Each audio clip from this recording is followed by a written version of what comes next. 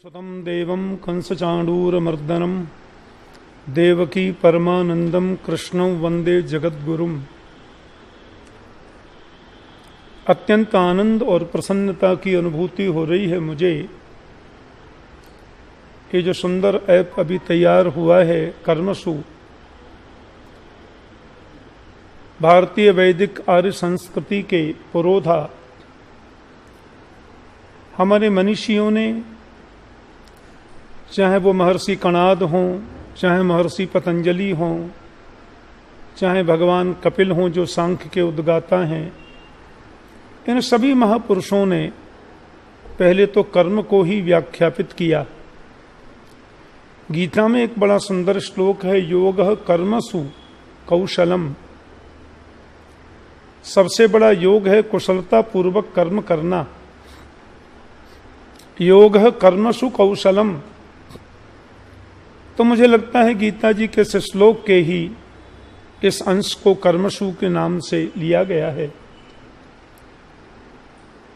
कर्मसु कौशलम योगः, कर्मों की कुशलता ही योग है। कुशलता पूर्वक कर्म करना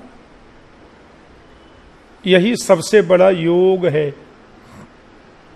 योग का तात्पर्य होता है मिलना। कर्म यदि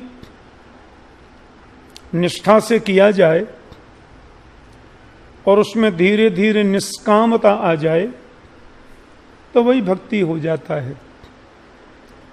और वही भक्ति जब प्रौढ़ावस्था को प्राप्त होती है तो उसको विशुद्ध भावात्मिका भक्ति, प्रेमाश्रया भक्ति या अनन्य भक्ति के नाम से जाना जाता है। तो योगः कर्मसु कौशलम, निष्ठापूर्वक निष्कामता से हम कर्म करें जिसमें राष्ट्र, धर्म और नीति ये व्यक्त होनी चाहिए। मैं कहीं प्रवचन कर रहा था, कथा हो रही थी कहीं, तो उसके उद्घाटन में कोई गवर्नर आए वहां के, और उन्होंने आकर के प्रवचन जब आरंभ किया तो बोले, हमारी 5000 वर्ष पुरानी संस्कृति है। मैंने उनको कहा तुम झूठ बोल रहे हो। हमारी संस्कृति 5000 वर्ष पुरानी नहीं है। हमारी संस्कृति है 1 अरब 98 करोड़ 88 लाख 55,875 वर्ष पुरानी, यानी तकरीबन 2 अरब वर्ष प्राचीन हमारी सभ्यता है, हमारी संस्कृति है। हमारे मनीषियों ने, तत्वज्ञ महापुरुषों ने वैदिक सनातन संस्कृति के माध्यम से मानव को मानवता का पाठ पढ़ाया।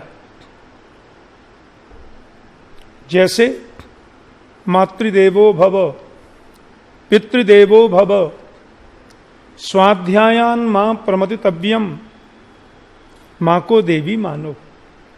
दुनिया की जितनी डिक्शनरी हैं, जितने शब्दकोश हैं, उसमें मां से ऊंचा कोई शब्द नहीं होता।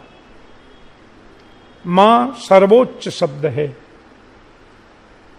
तो पहले मां हुआ, फिर मातुश्री हुआ, फिर माताजी हुआ, बाद में मम्मी हो गया, फिर तो मोम रह गया। पहले हुआ पूज्य पिताश्री, फिर हुआ पिताजी, फिर हुआ पापा, फिर हुआ डैडी, अब हो गया डेड बॉडी। तो मॉम और डैड यहीं पर आके हम सीमित हो गए। संसार का सबसे प्राचीनतम धर्म वैदिक सनातन धर्म है। आज से तकरीबन 2500 वर्ष पहले सारी दुनिया की जनसंख्या 3 अरब थी और 3 अरब लोगों में एक भी गैर हिंदू नहीं था। सभी हिंदू थे, गैर हिंदू कोई था ही नहीं। और दुनिया में केवल एक ही धर्म था जिसको हम बोलते हैं वैदिक आर्य सनातन धर्म। तकरीबन 2100 वर्ष पहले, 2100 भी पूरे नहीं हुए, हमारे ही धर्म में से एक धर्म प्रादुर्भूत हो गया जिसे हम ईसाई बोलते हैं, क्रिश्चियन बोलते हैं। तकरीबन 1400 वर्ष पहले इसी में से एक सूत्र को लेकर एक और धर्म विधर्म जो भी कहें वो प्रकट हो गया और उसे हम लोग इस्लाम कहते हैं। वस्तुतः न तो इस्लाम धर्म है और न ईसाई धर्म है। इस्लाम तो टोटली कबीलाई धर्म है। धर्म केवल वैदिक सनातन धर्म है, जहां हमारे गुरुओं की मान्यता, सदगुरुओं का आदर। गुरु का मतलब होता है भारी, जो हमसे अवस्था में बड़े हैं, जो हमसे आयु में बड़े हैं, जो हमसे ज्ञान में बड़े हैं, वे सभी गुरुजन कहे जाते हैं। गुकारस्तंधकारस्यात् रुकारस्तन निरोधक अंधकार निरोधत्वात् गुरुरित्य विधीयते। ग कहते हैं अंधकार को, रू कहते हैं प्रकाश को। हमारे अंतर हृदय से अज्ञान के अंधकार को निकालकर जो ज्ञान का प्रकाश भर दे वो गुरु होता है। इसलिए हम गुरुजनों का आदर करें, गुरुजनों का सम्मान करें। एक श्लोक आता है ना, गुरुर ब्रह्मा गुरुर विष्णु गुरुदेवो महेश्वर गुरु साक्षात पर ब्रह्म तस्मै श्री गुरवे नमः। अब इसका तात्पर्य नहीं होता कि हाड़ मांस का पुतला जो बैठा है वही ब्रह्मा है, वही विष्णु है, वही शिव है।